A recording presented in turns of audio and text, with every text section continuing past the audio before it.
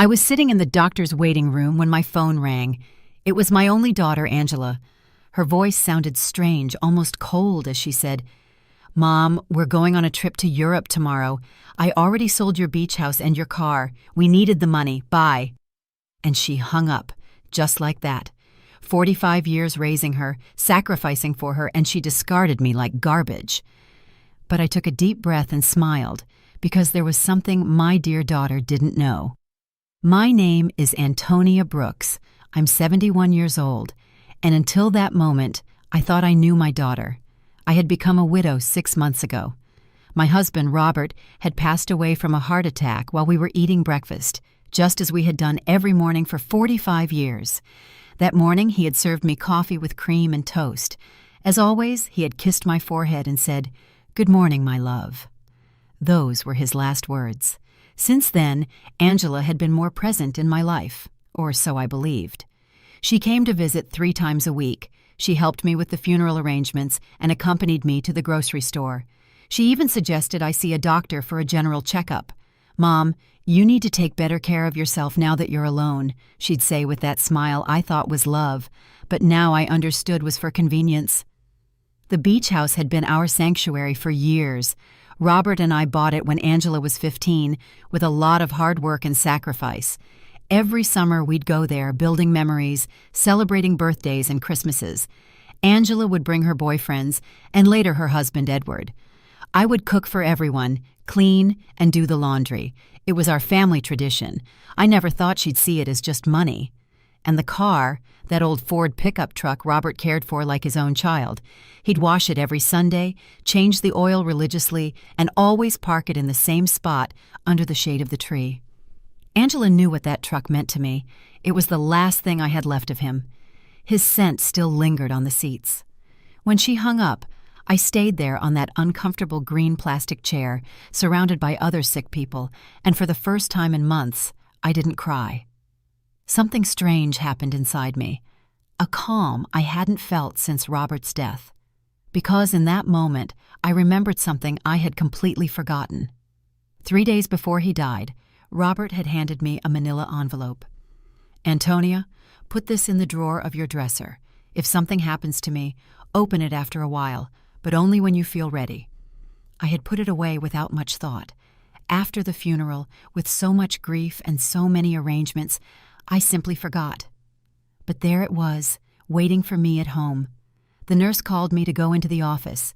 The doctor examined me and said I was in good health for my age, that I just needed to rest more and eat better. I nodded and smiled, but my mind was elsewhere.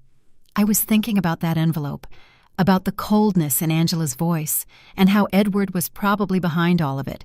He had never liked me. He always saw me as a nuisance. I left the office and walked slowly to the bus stop.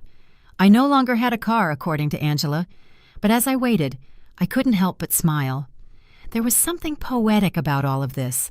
My daughter thought she had left me with nothing, but what she didn't know was that Robert, my dear Robert, had always been a man who planned ahead. The bus arrived, and I sat by the window. I watched the city go by. The houses, the stores, people rushing everywhere, all with their own tragedies, their own secrets. I had my own too, and I was about to discover them. When I got home, I went straight to my room. I opened the dresser drawer, and there was the manila envelope, exactly where I had left it. My hands trembled slightly as I picked it up. I could feel there were several documents inside. Robert had written my name on the front in his neat handwriting. I sat on the bed we had shared for so many years and took a deep breath. It was starting to get dark outside, and the house was filling with those familiar shadows that no longer scared me. I opened the envelope slowly, as if unwrapping a birthday gift. What I found inside would change everything. What I found in that envelope took my breath away. There were legal documents, deeds, bank certificates, and a handwritten letter from Robert. My eyes filled with tears as I read his familiar handwriting. "My dear Antonia, if you are reading this, it means I am no longer with you. Forgive me for not telling you everything while I was alive, but I wanted to protect you from worries. Over the years, I invested our savings in properties and businesses. We don't just have the beach house, we have 6 other properties, including the apartment building where Angela and Edward live. We also have shares in 3 companies that are worth more than you can imagine. You are rich, my love. You always were rich. But now you are on paper, too. My hands trembled as I looked through the documents. There were deeds to houses in different city neighborhoods, a downtown condo, a small motel on the coast, and indeed, the 20-story apartment building where my daughter lived. Robert had been the silent owner for the past 10 years, but had put everything in the name of a company I didn't know about. And according to the papers, I was the sole heiress of that company. There were also bank statements for accounts I never knew existed, with numbers that seemed unreal.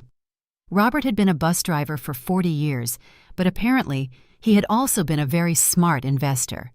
Every penny we saved, every sacrifice we made, he had multiplied in silence, and I never knew anything. In the letter, Robert explained that he had kept it all a secret because he didn't want me to worry about money or for Angela to know about our real financial situation. You know our daughter, Antonia. If she knew we had so much money, her attitude would change. I want her to love us for who we are, not what we have. What irony. Our daughter had left us thinking we had nothing, when in reality, we had everything. That night, I couldn't sleep. I walked around the house, touching the old furniture and the knickknacks Angela had always criticized for being outdated. I looked at the family photos on the wall, especially the one where she was 5 years old, sitting on Robert's lap and laughing. Where did that sweet little girl go? When did she become so cold, so calculating? The next day, early in the morning, the phone rang. It was Angela again. Her voice sounded different, softer, but I had already learned to be wary of those shifts in tone. Mom, how are you? I wanted to tell you we already transferred the money from the house and the car. We deposited your share into your account. It's not much, but it'll help you live for a few months while you look for something smaller. My share? I asked, keeping my voice calm. Yes, Mom. We obviously weren't going to leave you with nothing. We gave you 30%. That's fair, right? We need the money for our investment in Europe. Edward has an incredible business opportunity over there. 30% of my own things. How generous. I see, honey. And when do you leave? This afternoon. Our bags are already packed. We'll be gone for at least 6 months, maybe more if the business goes well. But don't worry, Mom. When we get back, we'll help you find a small apartment, something that fits your needs. Fits my needs, as if she knew what my needs were. Okay, Angela, have a safe trip. Oh, Mom, I knew you'd understand. You've always been so compassionate. We love you so much. And she hung up. I stood there with the phone in my hand, and for the first time in months, I laughed. I laughed like I hadn't since Robert died. The situation was so absurd, it was comical. My daughter had robbed me, kicked me out of my own house, talked to me with unbearable condescension, and all to fund a European adventure that would probably be a disaster. But what bothered me most wasn't the money. It was the ease with which she had discarded me. 45 years of my life dedicated to her, of sacrifice, of unconditional love, and she had erased me from her life with a 2-minute phone call. That was what truly hurt. I checked my bank account online. Sure enough, they had deposited an amount that probably seemed generous to them, but to me was a mockery. They had sold the beach house for much less than it was worth, likely because they needed the cash quickly, and they had sold Robert's truck for a pittance. That afternoon, from my window, I watched Angela and Edward load their suitcases into a cab. He was carrying 2 huge suitcases. She had a very expensive-looking carry-on bag. I watched them laugh, kiss, and make plans. They looked like 2 teenagers excited for an adventure. They never looked toward my window, never said goodbye. When the cab drove away, I sat in the kitchen with a cup of tea and Robert's documents spread out on the table. I had to make some decisions. I could call a lawyer, reclaim my properties, and get back everything they had taken. But something told me there was a better way to handle this, a more educational way. I called Mr. Peterson, the lawyer who had handled Robert's affairs. He had been at the funeral, had given me his condolences, and had told me to call if I ever needed anything. Well, now I needed him. "Mrs. Brooks, it's good to hear from you. How are you?" "I'm doing well, Mr. Peterson. I need to see you urgently. I found some documents from Robert that I don't quite understand." "Of course. You can come to my office tomorrow morning. I'll be there." That night, for the first time in months, I slept soundly. I dreamed of Robert. He was sitting in his favorite chair reading the newspaper, just like every morning, and when he saw me, he smiled and said, "It's about time, my love. It's about time you stood up for yourself." I woke up with a strange feeling. It wasn't exactly happiness, but it wasn't the sadness I had felt for so many months either. It was something like determination. For the first time since Robert's death, I had a clear purpose. I was going to get back what was mine, but not in the way Angela expected. The next morning, I got dressed with more care than usual.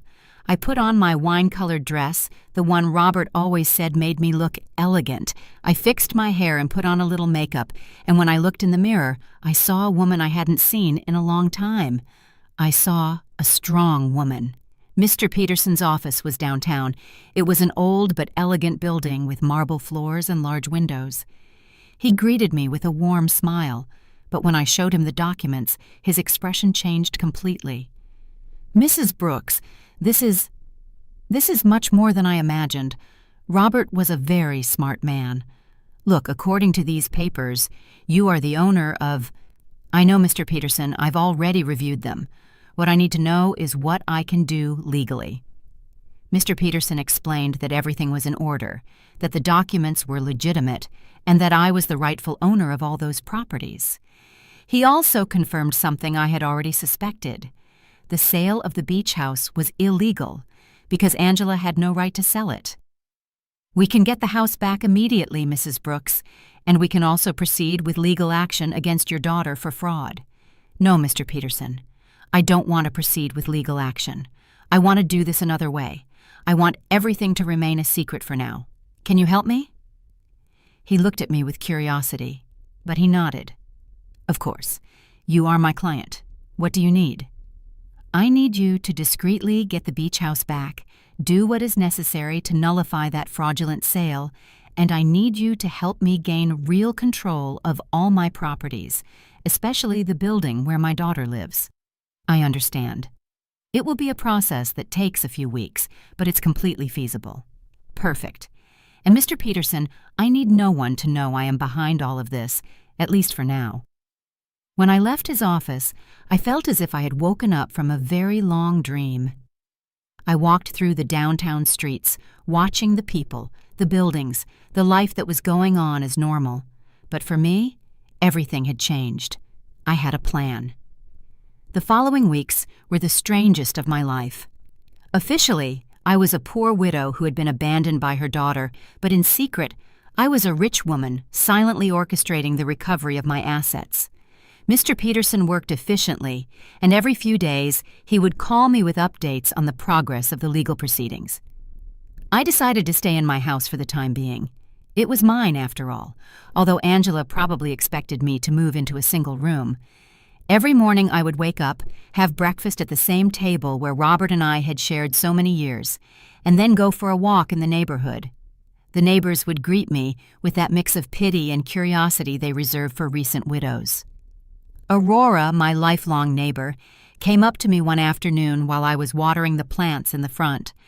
"Antonia, dear, is it true that Angela went to Europe and left you all alone?" "Yes, Aurora. She went with Edward. They have business plans over there." "And how are you going to live, sweetie? We all know Robert didn't leave much money." "If you only knew," I thought.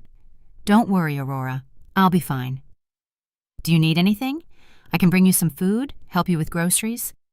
"You're very kind, but I'm fine, really."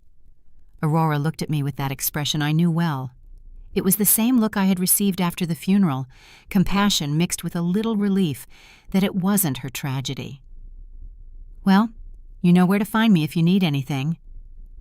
These conversations were constantly repeated.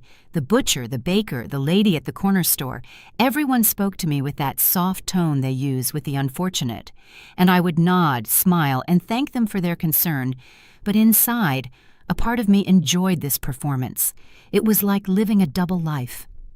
Mr. Peterson called me one Wednesday morning. "Mrs. Brooks, I have good news. I was able to nullify the sale of the beach house. The buyers didn't know the sale was fraudulent, so they got their money back without any problems. The house is yours again." "Excellent, Mr. Peterson. And the building where Angela lives?" "That one is more complicated. Technically, you've always been the owner through the company, but we need to make some administrative changes so that you have direct control. That should take another 2 weeks." "Perfect. Keep me informed." After hanging up, I sat in the kitchen with my coffee and thought about Angela. She had been in Europe for 3 weeks, and I hadn't heard anything from her. Not a call, not a message, not even a postcard. To her, I had ceased to exist the moment she got the money she needed, but I knew that was going to change soon. I decided to visit the beach house. I took the bus to the coast, the same route Robert and I had taken hundreds of times. The house was exactly as I remembered it, small, painted cream-colored, with a porch overlooking the ocean. The new owners had put some potted plants on the steps, but other than that, everything was the same. I sat on the curb across the street and looked at it for an hour.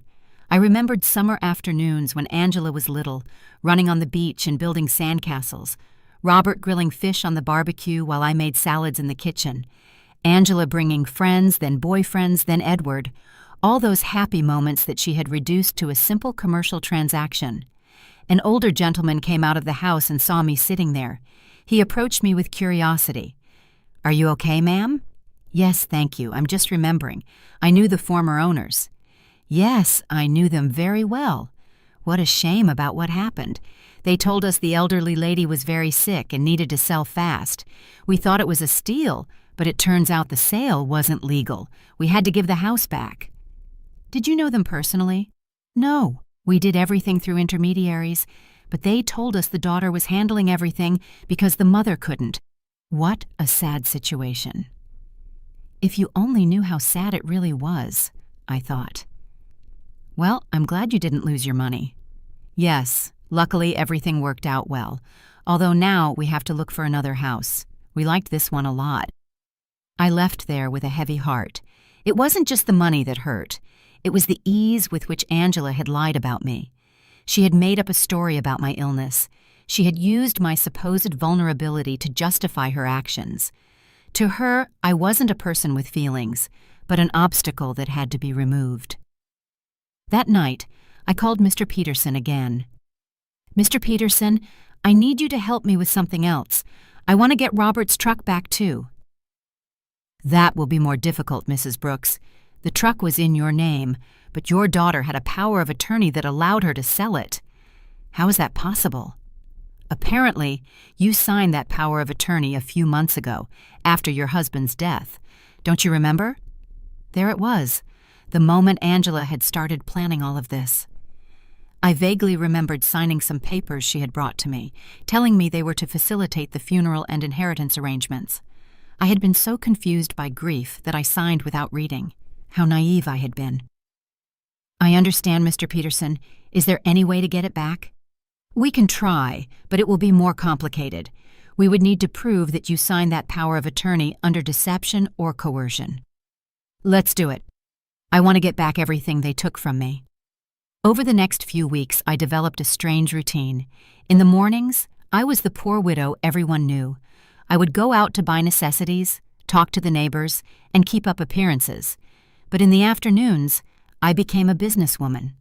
I would study Robert's documents, talk to Mr. Peterson, and plan my next move.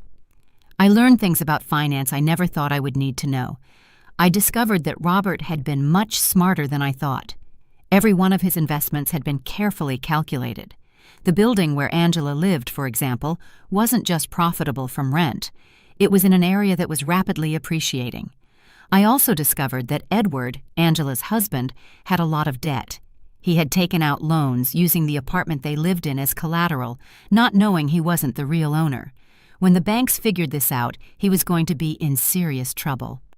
Mr. Peterson called me one Friday with important news. "Mrs. Brooks, we've finished all the paperwork. You now have total control of all your properties. I also got Robert's truck back."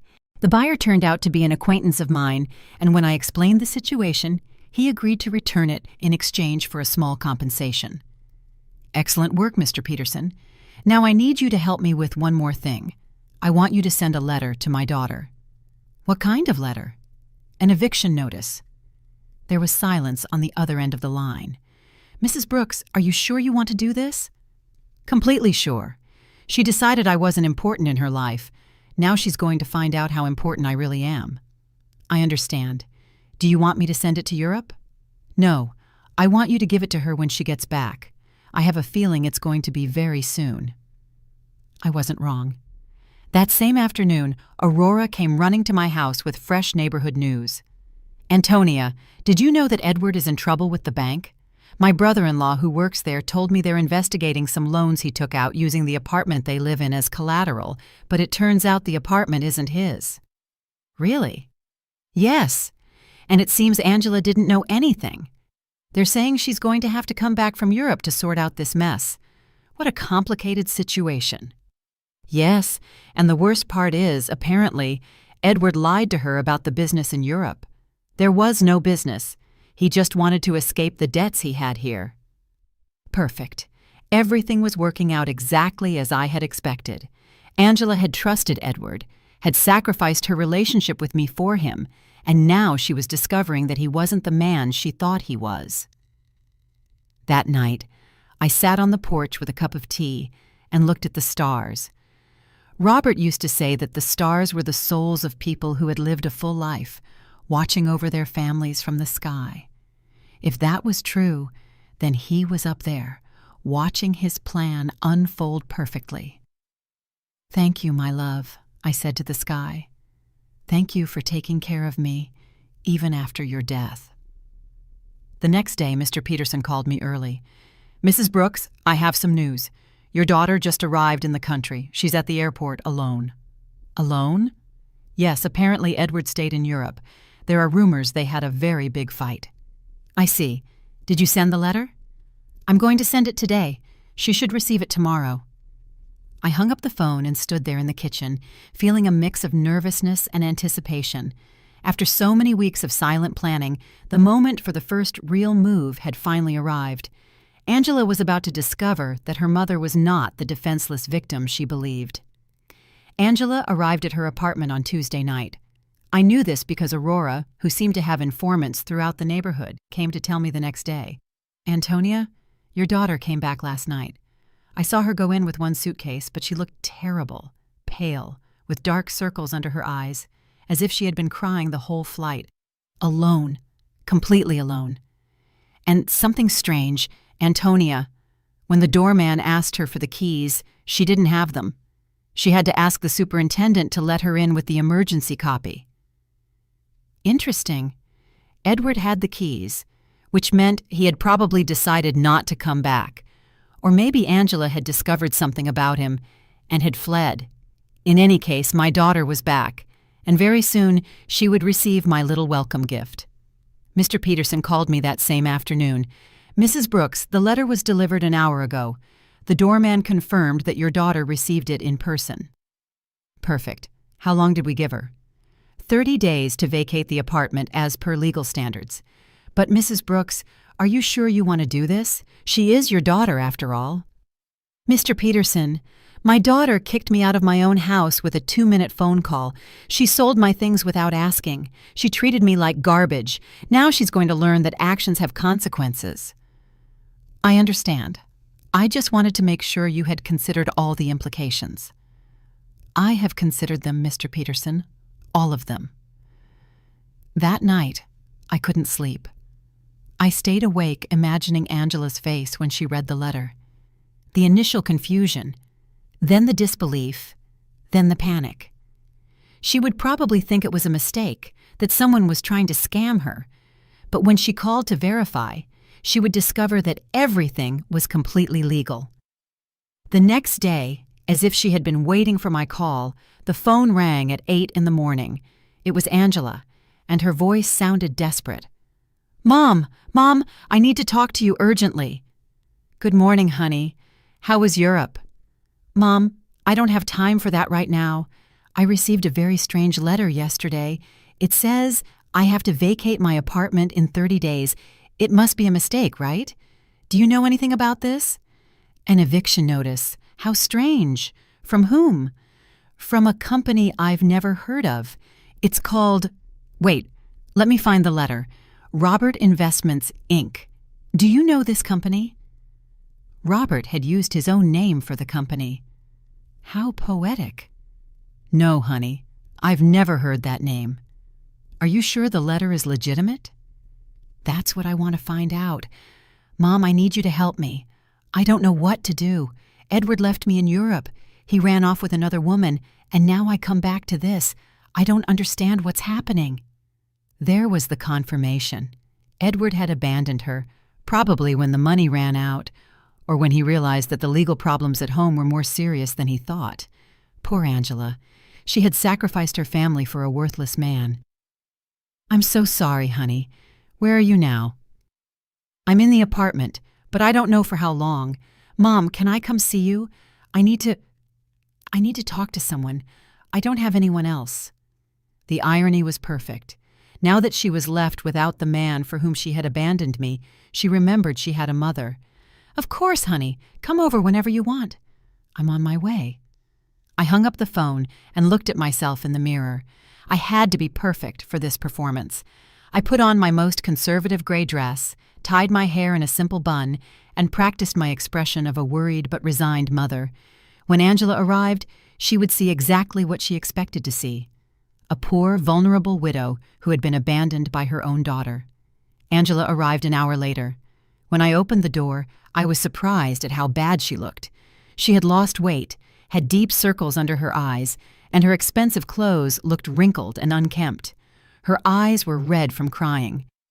"Mom," she said, and for a moment I thought she was going to hug me, but she stopped, as if she suddenly remembered how things had ended between us. "Come in, honey. Do you want some coffee?" "Yes, please." We sat in the kitchen, at the same table where I had read Robert's documents weeks ago. Angela looked small in that chair, lost, just like when she was a child, and came to tell me about her school problems. "Mom, I'm so sorry for the way I left. I know I didn't treat you well." "It's in the past, honey." "No, it's not. I treated you badly. I said horrible things, and now—" her voice broke— "now I have no one." "What happened with Edward?" "He left with a 25-year-old hotel waitress in Paris. It turns out there was never any business in Europe. It was all a lie. He just wanted to escape the debts he had here and use the money from the sale of your house to fund his adventure." "All the debts?" "Yes, Mom, so many debts. It seems he had been taking out loans for years, using the apartment we lived in as collateral. But now I find out he wasn't the owner of the apartment." "How is that possible?" Here was my opportunity. "I don't know, honey. Property matters are very complicated. The problem is that now the banks are coming after me for his debts. They say since we were married, I'm also responsible. And on top of that, this eviction notice. Mom, I don't know what to do. I don't have money. I don't have a job. I don't have anywhere to live." She started to cry, real tears of genuine desperation, and for a moment, my mother's heart softened. I wanted to hug her, console her, tell her everything would be okay. But then I remembered the coldness in her voice when she called me from the doctor's office, the ease with which she had discarded me, the way she had talked to me as if I were a burden. "Did you talk to a lawyer about the letter?" "I don't have money for a lawyer, Mom. We spent all the money in Europe. Edward took what little was left when he ran off with that woman." "So what are you going to do?" "I don't know. I thought maybe I could stay with you for a while, just until I find a job and can get a small place to live." There was the question I had been waiting for. After kicking me out of my own house, after selling my things, after treating me like garbage, she now wanted me to rescue her. She wanted the poor widow she had created to save her from the consequences of her own actions. "Of course, honey. This will always be your home." Angela looked at me with surprise, as if she hadn't expected it to be so easy. "Really, Mom, after everything that happened?" "You are my daughter, Angela. That will never change." She got up, and this time she hugged me. It was a desperate hug, from someone drowning and clinging to the only thing they can find. I hugged her back too, but not with the unconditional love from before. Now there was calculation in my embrace. Strategy. "Thank you, Mom. I promise I'll find a job soon. I won't be a burden." "Don't worry about that now. Rest, recover, and then we'll see what your options are." Angela left that afternoon to get some things from her apartment. I stayed in the kitchen, thinking about how easy it had been. She had come to me exactly as I had planned, broken, desperate, with no options, and best of all, she suspected nothing. To her, I was still the poor, abandoned mother who needed her compassion. But this was only the first part of my plan. Having her live with me would give me the perfect opportunity for the next phase. I was going to let her settle in, feel safe, and believe she had found a refuge in my house. And then, when she least expected it, I was going to teach her the difference between being poor by choice and being poor by consequence. That night, I called Mr. Peterson. "Mr. Peterson, I need you to do something else for me." "Tell me, Mrs. Brooks." "I want you to investigate Edward's debts. I want to know exactly how much he owes, to whom, and what legal options I have to separate them from my daughter." "That will take time, but it's feasible." "Perfect. And Mr. Peterson, I want you to keep this an absolute secret. No one can know I am behind this investigation." "Of course, Mrs. Brooks. May I ask what your final plan is?" "My plan, Mr. Peterson, is very simple. I'm going to save my daughter, but first, she has to understand what it truly means to hit rock bottom." When I hung up, I poured myself a glass of the wine Robert had been saving for special occasions. It had been a long time since I'd had a special occasion like this one. The game had begun, and for the first time in months, I had all the good cards in my hand. Angela moved into my house the next day. She arrived with 2 suitcases and a cardboard box, all that was left of her previous life.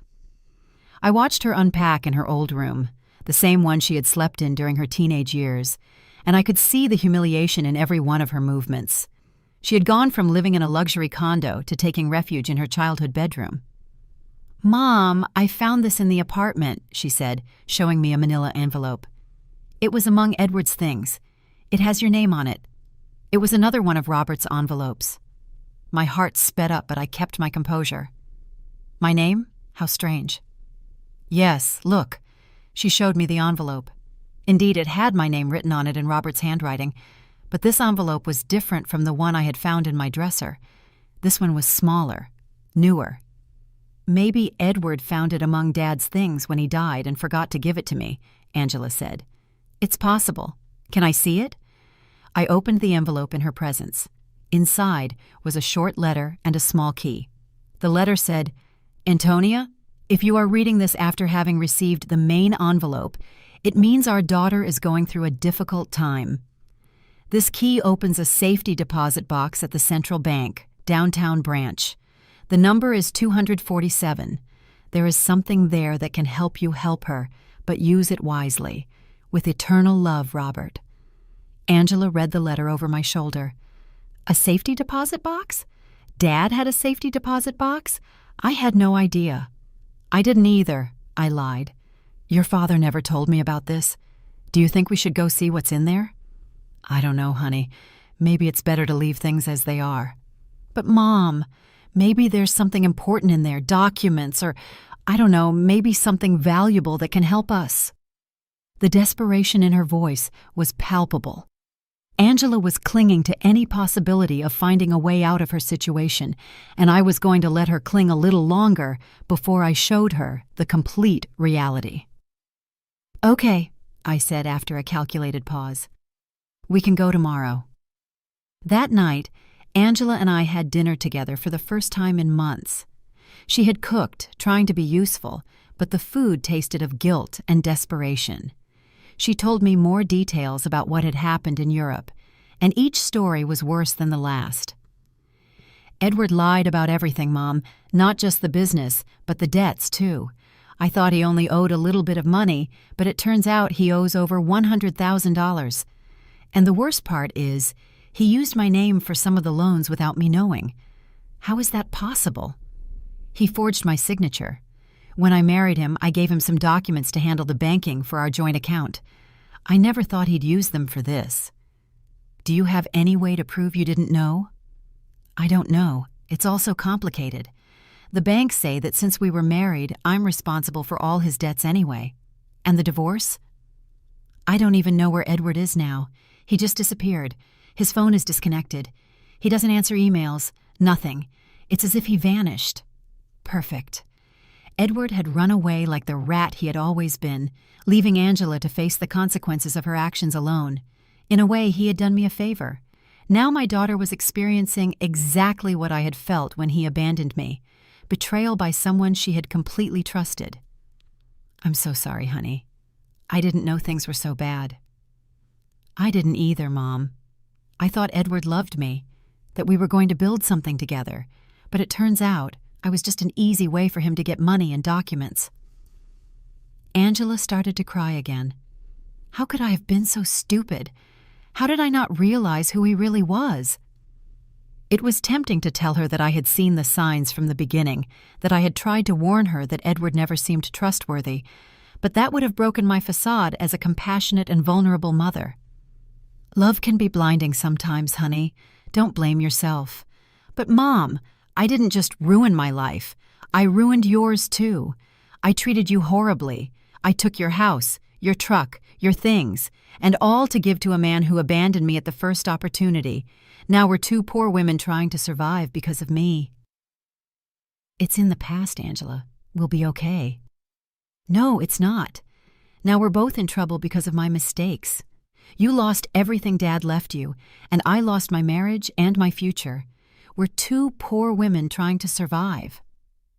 If she only knew, I thought, that at this very moment I had more money than she could possibly imagine, that I was the owner of the building where she lived, that I could solve all her problems with a single phone call. But it wasn't time yet. The next day, we went to the bank. Angela was nervous, hopeful. I maintained my act as a confused widow who didn't understand much about finance. The bank employee led us to the safety deposit boxes, verified my ID, and opened box number 247.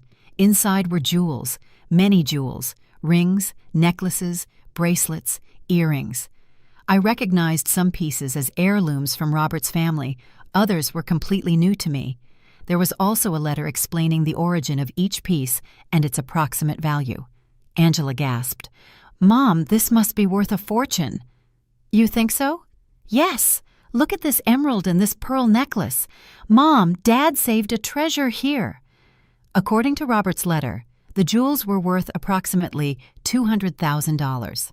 It was a significant amount, but it was nothing compared to the rest of my assets. It was like finding a few coins under the sofa when you have $1 million in the bank. What do we do with this, Mom? I don't know, honey. They're family memories. But Mom, we could sell some of the pieces. With this money, you could get your beach house back, and I could pay off some of Edward's debts. There it was again.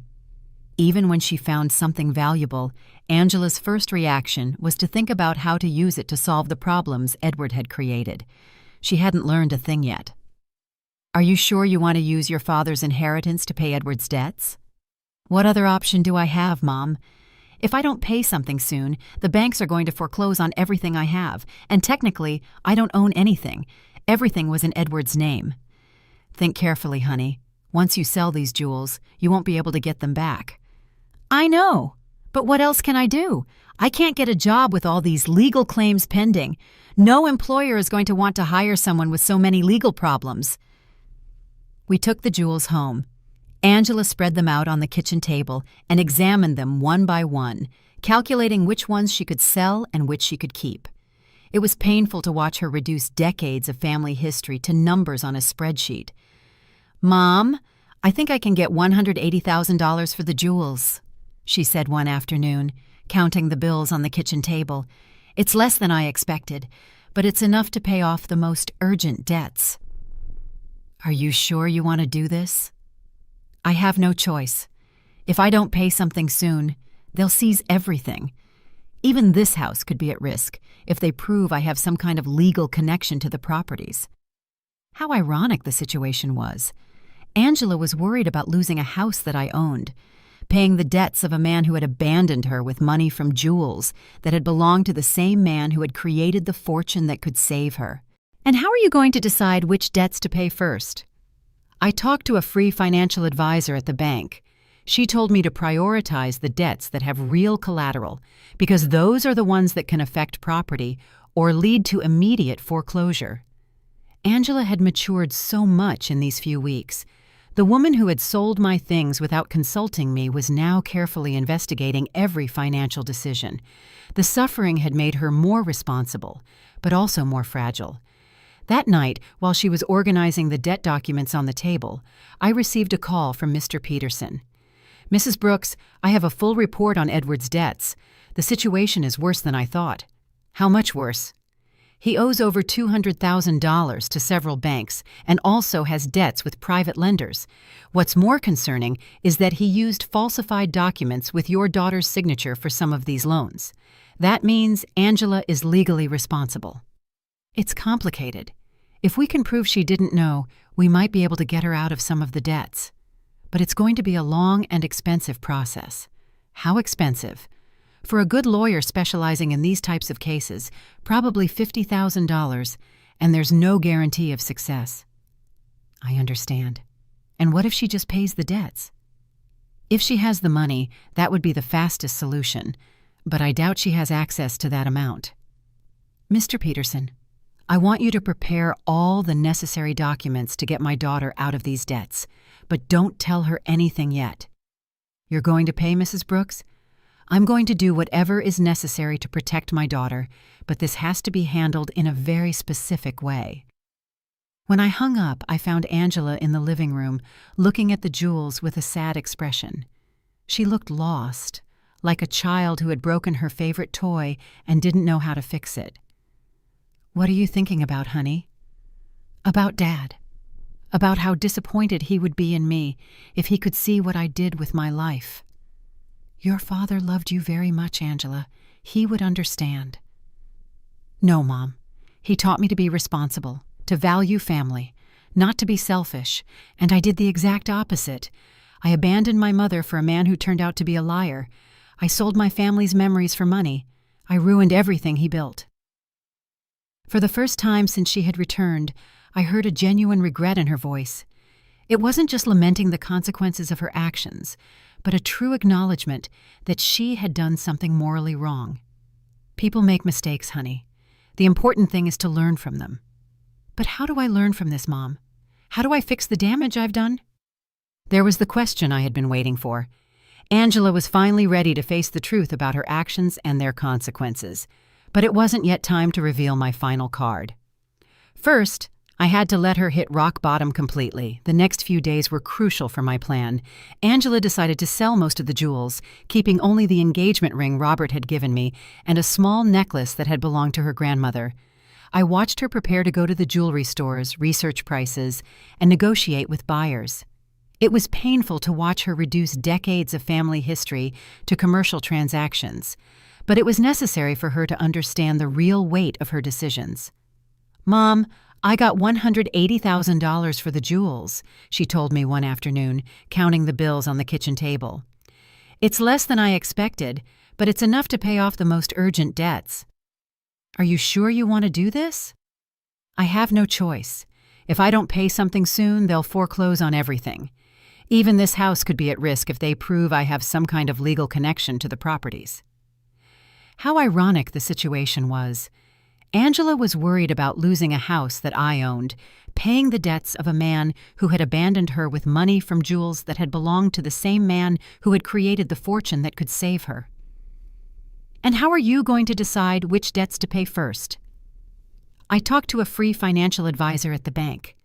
She told me to prioritize the debts that have real collateral because those are the ones that can affect property or lead to immediate foreclosure. Angela had matured so much in these few weeks. The woman who had sold my things without consulting me was now carefully investigating every financial decision. The suffering had made her more responsible, but also more fragile. That night, while she was organizing the debt documents on the table, I received a call from Mr. Peterson.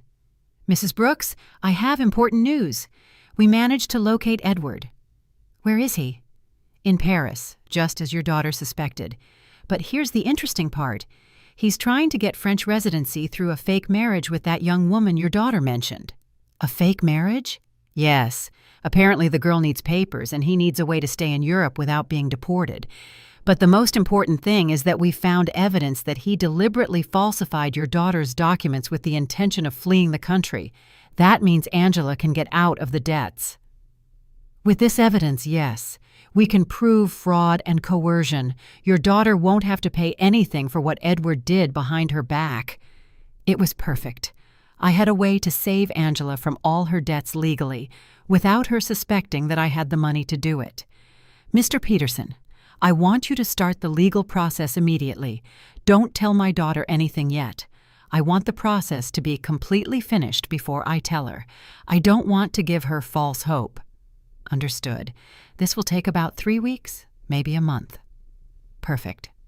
When I hung up, Angela looked at me with curiosity. "Who was that, Mom?" "A lady who was asking about Mrs. Davis, our neighbor on the corner. She had the wrong number." Lying had become easy. Every day that passed, I felt more comfortable with this double life I was leading. On one hand, I was the poor, abandoned mother Angela believed me to be. On the other, I was a wealthy woman, silently orchestrating my daughter's salvation and education. Over the next 2 weeks, I watched Angela struggle with decisions she never had to make. How to stretch money for food, how to negotiate with creditors, how to look for a job when your credit history is ruined. It was a cruel but necessary education. "Mom, I went to 3 job interviews today," she told me one evening, coming home with swollen feet and a tired face. 2 of them told me they can't hire me because of the pending legal problems. The third one offered me a part-time job cleaning offices at night. "Are you going to take it?" "I have no choice. It pays very little, but it's better than nothing, and I can work at night so I can keep looking for something better during the day." Seeing my daughter, who had lived a comfortable life for over 40 years, preparing to clean offices at night broke my heart, but it also filled me with pride. She was finally facing reality without expecting someone else to solve her problems. "Are you sure you can handle so much physical work?" "I'll have to learn. I can't keep being a burden to you, Mom.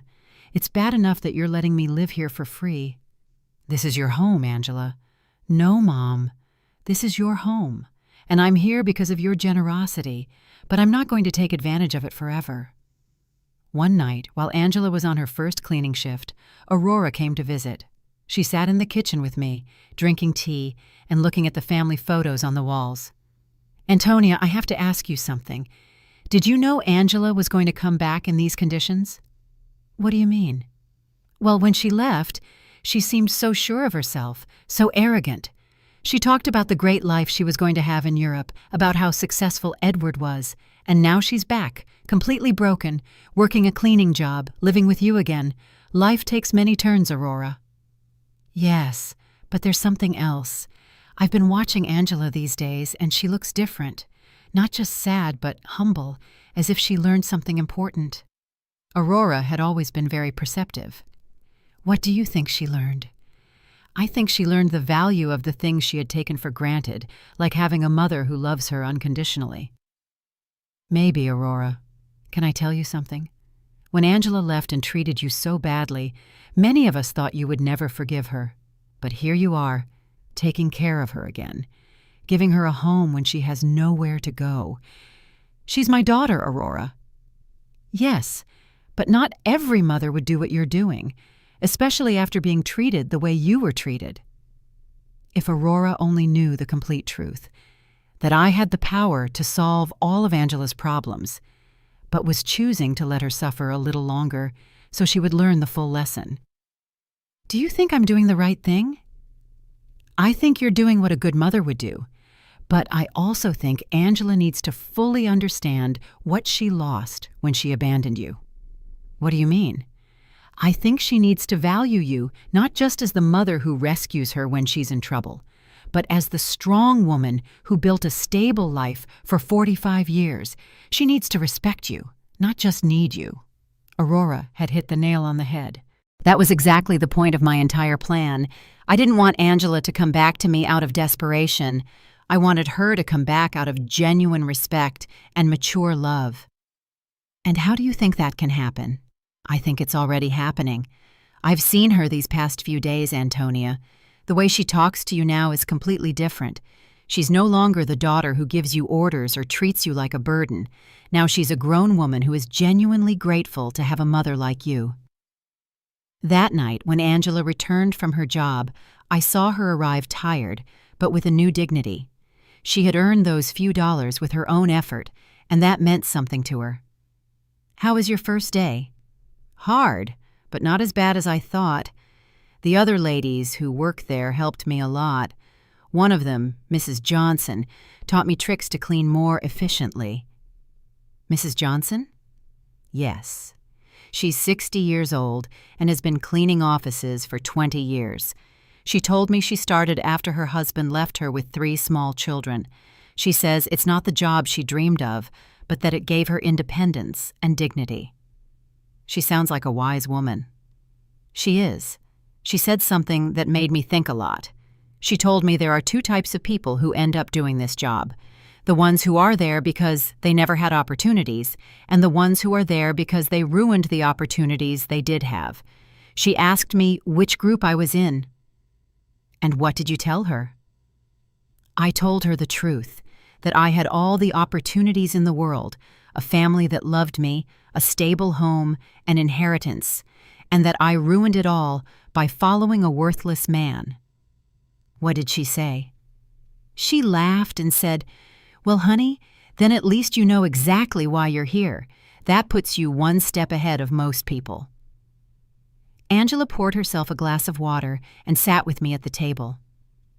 "Mom, I want you to know something. These past few weeks have been the hardest of my life, but also the most important." "Why?" "Because I finally understand what really matters. It's not money. It's not living in the most luxurious apartment. It's not impressing people. It's having people who genuinely love you, who are there when everything falls apart." "Angela, no, let me finish. You have every right to hate me for what I did to you.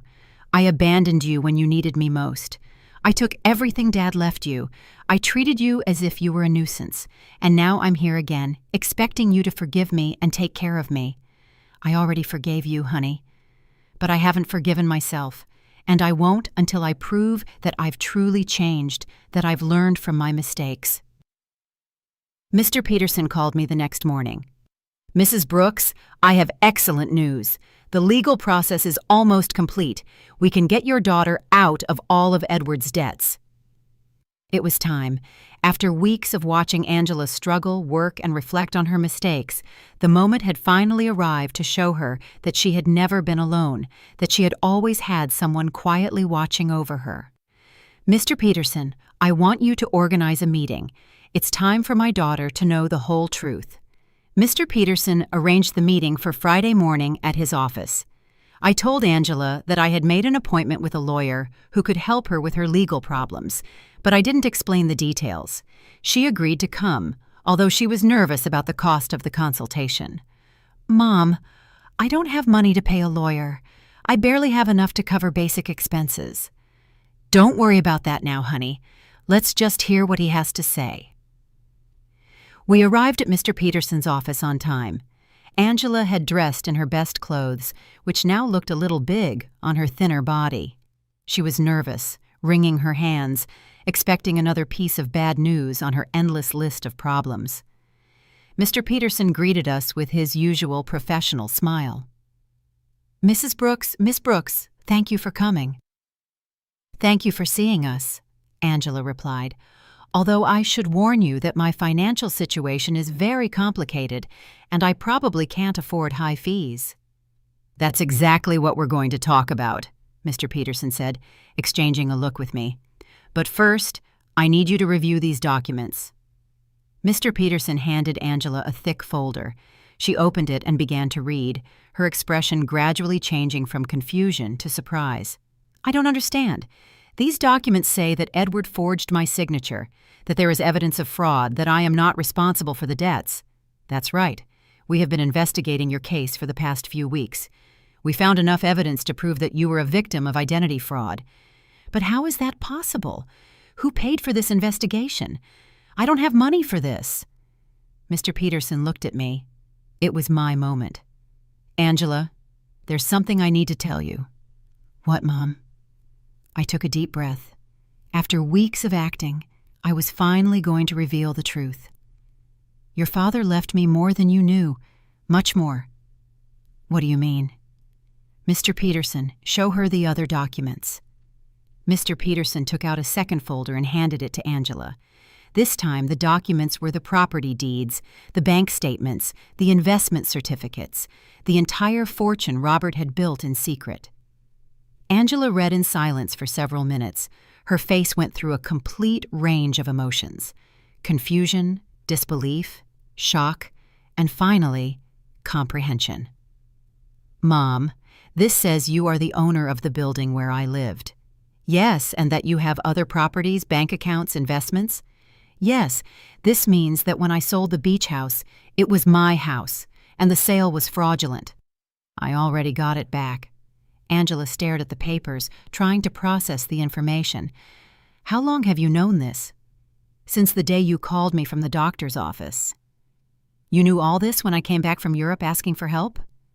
"Yes." "You knew you could solve all my problems when you saw me crying every night?"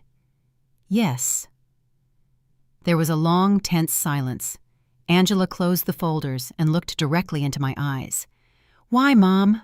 Why did you let me suffer when you could have helped me?" This was the question I had been waiting for weeks.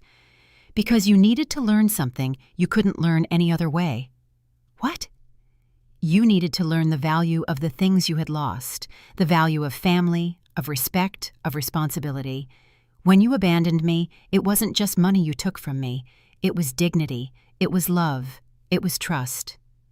Angela started to cry, but they weren't tears of self-pity, like the ones she had shed during these weeks.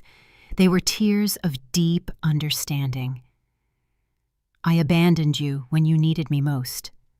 "Yes." "I treated you like garbage." "Yes." "And you saved me anyway."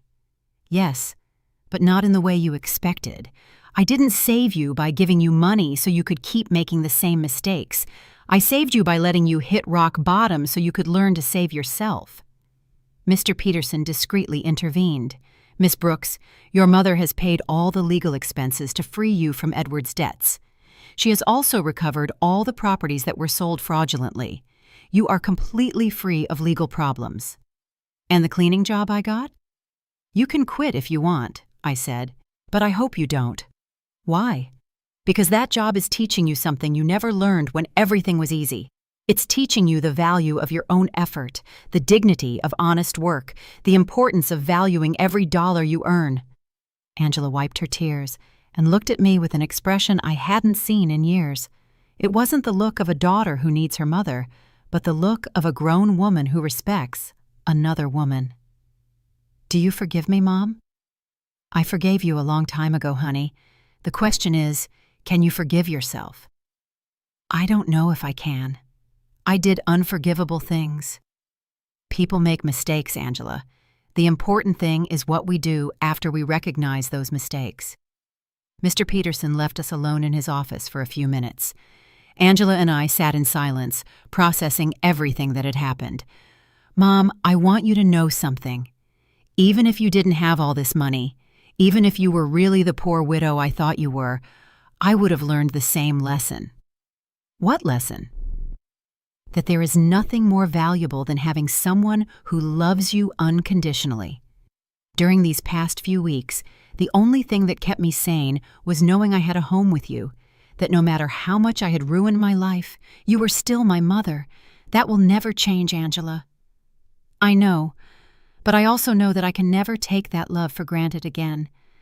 I have to earn it every day, with respect, with gratitude, with actions, not just words. We left Mr. Peterson's office with a completely new relationship.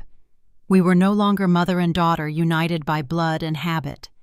We were two grown women who had chosen each other after going through the most difficult test imaginable. The following weeks were about rebuilding, but not the kind Angela expected. Even though she now knew I had enough resources to solve all her problems, she decided to keep her night cleaning job. "Mom, I need to finish what I started," she told me one afternoon as she was getting ready for work. "I can't just go back to a comfortable life as if nothing happened." "Are you sure? You don't have to punish yourself forever." "It's not a punishment. It's a way of remembering who I was and who I want to be now." I watched her put on her work uniform, something unthinkable a few months ago when she lived in the luxury condo with Edward. But there was something different in her posture, in the way she moved. She was no longer the broken woman who had arrived crying at my door. She was someone who had found dignity in honest work. Aurora came to visit me that afternoon, as she had done every few days since Angela had returned. "Antonia, there are some very strange rumors going around the neighborhood." "What kind of rumors?" "People are saying that you're not as poor as we all thought. Someone saw Angela leaving a very elegant lawyer's office downtown, and then they saw her paying off all her debts at the bank. People talk a lot, Aurora." "Yes, but they're also saying you got your beach house back and that somehow you managed to solve all of Angela's legal problems. That costs a lot of money, Antonia." Aurora knew me too well to fool her for long. "What do you want to know exactly?" "I want to know if my friend of 40 years has been lying to me about her situation."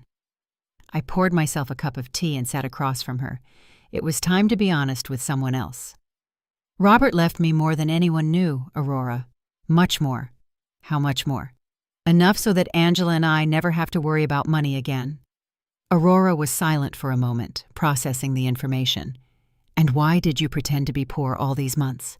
"Because I needed Angela to learn something she couldn't learn any other way." I told her the whole story: Angela's cruel phone call, my plan of silent revenge, the weeks of watching her hit rock bottom, and finally, the revelation in Mr. Peterson's office. "Antonia, that is brilliant and terrible at the same time." "Terrible?" "Yes, because you let your own daughter suffer when you could have helped her immediately. But also brilliant, because I understand why you did it." "You do?" "Yes. Angela needed to learn the value of the things she had lost. If you had simply given her money to solve her problems, she would have learned that there's always someone who will rescue her from the consequences of her bad decisions." "Exactly. But Antonia, didn't it hurt you to see her suffer?" "Every day. Every night I saw her crying. Every morning I saw her get up to go to work, tired and defeated. But I knew that if I rescued her too soon, she wouldn't have learned the full lesson." "And do you think she learned it?" "Look for yourself. Angela knows that she now has access to enough money to live comfortably, but she chose to keep her job. She knows she can move to a better place, but she decided to stay here with me. She knows she doesn't have to worry about the debts, but she's using her own savings to help other women in similar situations." "She's helping other women?" "Yes. She became friends with the ladies she works with, and is using some of the money she earned cleaning offices to help a coworker who is having trouble paying for her son's daycare." Aurora smiled. "That's not the Angela who went to Europe." "No, she's not. This Angela understands that money is a tool, not a goal. She understands that dignity comes from work and respect, not from material possessions." That night, when Angela returned from work, she found me reading in the living room. "Mom, I have to tell you something. Today, Mrs. Johnson asked me if I was the daughter of the rich lady from the north side of town." "What did you tell her?" "I said yes, that you have enough money for me not to have to work." "And do you know what she asked me next?" "What?" "She asked me why I was still working. So I explained that it was because I need to prove to myself that I can stand on my own 2 feet. "And what did she say?" She laughed and said, "Honey, that's the difference between being rich and acting rich. Your mom taught you how to be truly rich. Mrs. Johnson is very wise. She is. And she made me understand something important. It's not about the money you have, but about how you use it and how you relate to it. Angela sat down with me on the sofa. Mom, I want you to know that I've made a decision. I'm going to keep living here with you, but not as a daughter who has come back home to her parents. I want to stay here as a grown woman who chooses to share her life with her mother. What's the difference?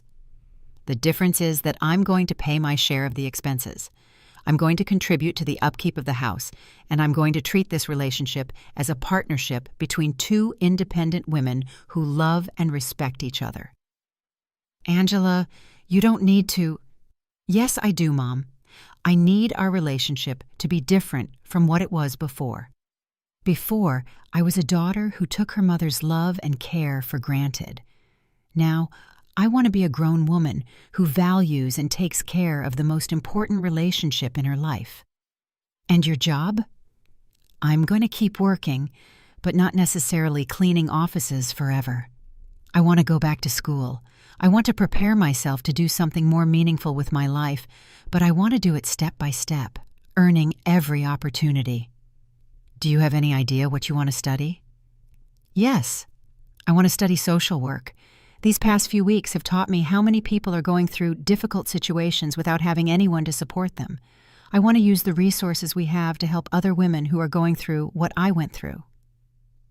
It was perfect. Angela had not only learned to value what she had, but she had found a way to use her experience for something constructive. And what about Edward? Mr. Peterson told me he was arrested in France for the fraudulent marriage. He's going to be deported soon, but honestly, Mom, I don't care anymore. That part of my life is over. You don't feel any resentment? No. Edward did me a favor without even knowing it. If he hadn't abandoned and betrayed me, I never would have hit rock bottom. And if I had never hit rock bottom, I never would have learned to truly value what I have. That night, for the first time in months, I went to bed completely at peace. My plan had worked perfectly. Angela had not only learned the lessons she needed to learn, but she had emerged from the experience as a stronger, wiser, and more compassionate person. Robert would have been so proud. 6 months later, our life had found a new balance that neither of us could have imagined before. Angela finished her social work studies with excellent grades, and I decided to use some of my resources to establish a foundation to help women in situations of domestic violence and financial abandonment. Mom, the letter from the university arrived, Angela said one morning, coming into the kitchen with an envelope in her hands. I was accepted into the master's program. I start next semester. But Mom, I want you to know I'm going to pay for it with my own savings. I've been saving money from my job at the city. The salary isn't high, but she had learned to live with the essentials and to value every dollar she earned. Are you sure? We can easily afford the master's program. I know, but I need to do it on my own. It's part of who I am now. Aurora came to visit that afternoon, as she had done every Friday for the past few months. She had become a confidant to both of us, watching our transformation with fascination. Antonia, I have to confess something, she said, pouring herself a second cup of tea. At first, I thought you were very cruel to Angela. And what do you think now? Now I think you were the wisest mother I've ever known. Look at your daughter. Really look at her. It was true. The Angela who was in the living room studying for her exams was completely different from the one who had left for Europe months ago. This Angela had a serenity that came from within, a confidence that was based on her own achievements, not on material possessions. Did you know I saw Angela at the grocery store yesterday, buying vegetables for a family she's helping through her job? She hadn't told me, and when I asked her why she was using her own money instead of the government budget, she told me that some things can't be measured in official budgets. That night, Angela and I had dinner on the porch, something that had become a tradition. It was our time to talk about the day, plan for the future, and simply enjoy each other's company. Mom, I received a very strange letter today, she said, cutting her salad. From whom? From Edward. My muscles tensed. Edward? He wrote to you? From where? From prison in France. Apparently he was sentenced to 2 years for marriage fraud. In the letter, he says he regrets everything he did and wants to ask for my forgiveness. And how do you feel about it? Honestly, I don't feel anything. No anger, no sadness, no desire for revenge. It's as if that part of my life happened decades ago, not months ago. Are you going to write back? No. Not because I hate him, but because there's nothing to say. That Angela who married him no longer exists. This Angela has nothing to talk to him about. I was impressed by the maturity in her voice. The woman sitting across from me had developed an inner strength that came from hitting rock bottom and getting up on her own. Do you know what this whole experience taught me, Mom? What? That true love isn't the one that tells you what you want to hear. True love is the one that teaches you what you need to learn, even when it hurts. It's a difficult lesson to learn, but it's a necessary one. Edward told me what I wanted to hear. He made me feel special. He convinced me that I deserved a life of luxury without effort. You taught me that true wealth comes from hard work, respect, and genuine relationships. That night, after Angela went to her room to study, I sat on the porch alone, looking at the stars and thinking about Robert. I had promised him I would take care of our daughter, and I finally felt I had fulfilled that promise in the right way. I hadn't taken care of her by giving her money when she needed it. I had taken care of her by teaching her to take care of herself. I hadn't saved her by solving her problems. I had saved her by allowing her to learn to solve them on her own. The next day was Sunday, and we had planned to visit the beach house together for the first time since I had gotten it back. Angela hadn't wanted to go before, saying she needed time to process everything that had happened. "Are you ready?" I asked her as we got into the truck. "I think so." The trip was silent, but comfortable. When we arrived, Angela stood for a moment in the truck, looking at the house where we had spent so many family summers. "It looks exactly the same," she said finally. "Some things don't change, but others do. I am not the same person who sold this house." We went in together. The house was clean and tidy, exactly as Robert and I had kept it for years. Angela walked through each room, touching the furniture and looking at the family photos that hung on the walls. "Mom, I want to apologize." "You already apologized, honey." "No. I want to apologize specifically for this house, not just for selling it, but for reducing all our family memories to a commercial transaction. It's forgiven. This house represents 40 years of family summers, of birthdays, of Christmases. Dad built that porch with his own hands. You planted that garden. I learned to swim at that beach, and I turned it all into money to fund the adventure of a worthless man." She sat on the sofa where Robert used to read on Sunday mornings. "Do you know what hurts me the most?" "What?" "That when I sold it, I didn't feel anything. It was just another property. Now, being here again, I can feel Dad in every corner. I can hear his laughter, smell his morning coffee, see his reading glasses on the table. He is here, Angela. He has always been here." "I know. And I also know that he is proud of how you handled all of this." We spent the whole day at the house, cooking together, cleaning, and fixing small details. It was like a ritual of reconnection, not just with the place, but with the values that place represented. When the sun began to set, we sat on the porch Robert had built, looking at the ocean. "Mom, I have a proposal." "What is it?" "I want us to turn this house into a temporary shelter for women who are leaving situations of domestic violence, a place where they can stay while they rebuild their lives." It was the perfect proposal. Robert would have loved the idea that his beach house would serve to help other families. "I think that's a beautiful idea, honey. We can use some of the foundation's resources to maintain it, and I can oversee the program through my job."